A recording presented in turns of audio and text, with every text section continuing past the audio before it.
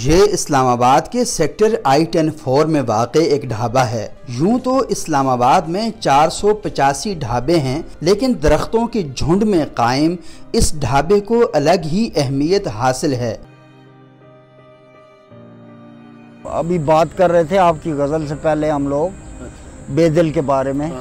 ये शहर का इल्मी और अदबी ढाबा कहलाता है, जिसकी शोहरत सिर्फ इस्लामाबाद में ही नहीं पूरे पाकिस्तान में है। पूरे मुल्क से लोग शायर अदीब यहाँ आते हैं और उसके अलावा दूसरे दीगर ममालिक से भी जो अदीब शायर आते हैं वो यहाँ बैठते हैं।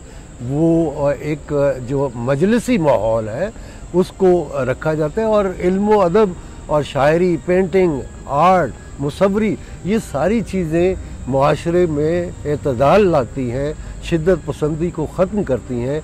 जब आप इन चीज़ों को मलियामेट करेंगे, ख़त्म करेंगे, तो मुआशरे में वो शिद्दत पसंदी भी उभरती है, लोगों के कथारसिस नहीं हो पाते, तो एक दरम भरम हो जाता है माशरा। जिस तरह मतलब पौधों को या इंसानों को सांस लेने के लिए ऑक्सीजन की ज़रूरत है और उसके लिए पौधे उगाए जाते हैं, इसी तरह किसी भी मुआशरे को सांस लेने के लिए एक मुकालमाती फ़ज़ा की ज़रूरत होती है।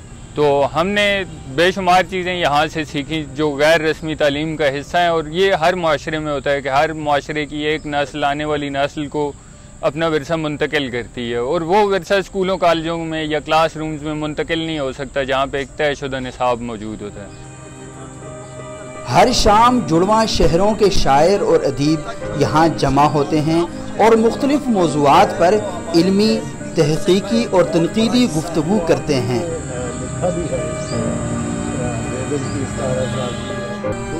रस्तों पे चलते हुए खुश होते हो। शुआरा अपना कलाम सुनाते हैं, इल्मी तनकीद होती है और तहकीक के नए ज़ाविये खुलते हैं। तेरा रास्ता है अलग और है मेरा रास्ता, तेरा रास्ता है अलग और है मेरा रास्ता, इश्क दरिया है बना लेता है अपना रास्ता। क्या कहने वाह वाह वाह। यहाँ सिर्फ शायर, अदीब और सहाफ़ी ही नहीं आते, बल्कि जामियात के असातिज़ा और मजहबी उलूम पर दस्तरस रखने वाली शख्सियात भी यहाँ रोज़ डेरे डालती हैं।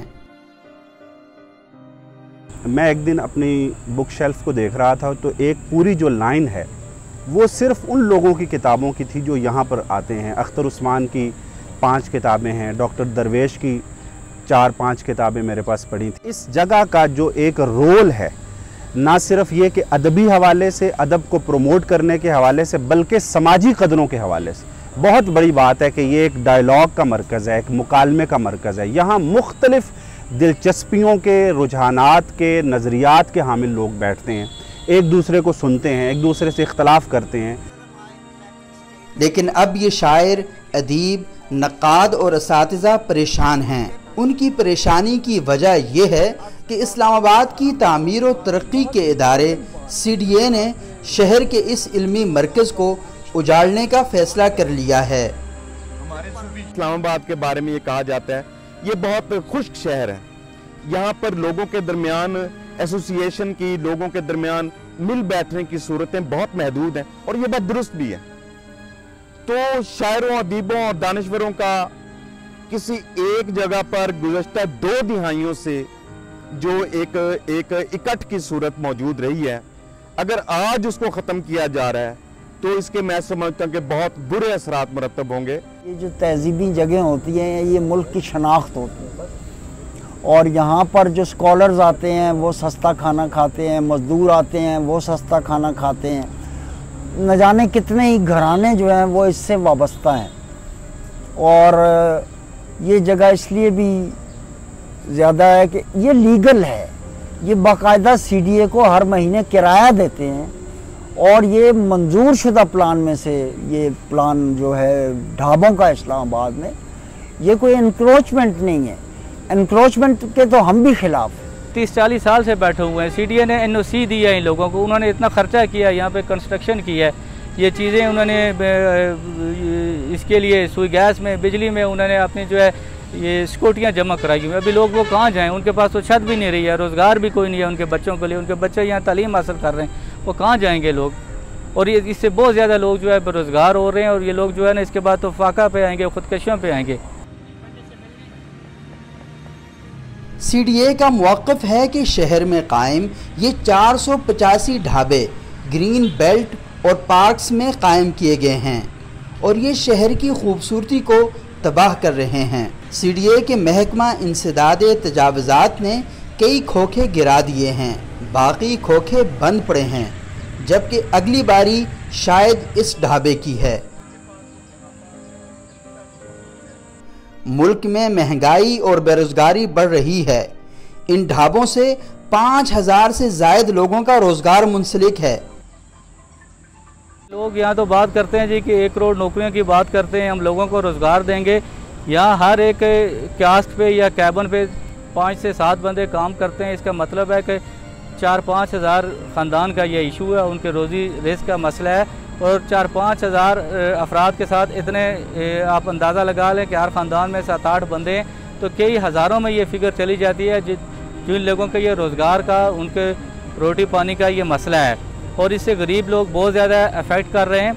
और स्पेशली जो है सिर्फ ये लोग नहीं अफेक्ट कर रहे, यहाँ पे जो काम करने वाले लोग हैं, जो इनके पास एज ए कस्टमर आते हैं, वो भी अफेक्ट कर रहे हैं। क्योंकि ये अभी भी जो कास्ट वाले हैं, कैबन वाले हैं, ये 50-60 रुपये में एक टाइम का खाना देते हैं। तो जो गरीब है, एक ड्राइवर है या सिक्योरिटी गार्ड है या एक PN है, वो कहाँ जाके खाना खाएगा? वो तो लोग परेशान हैं, हम किधर जाएँ?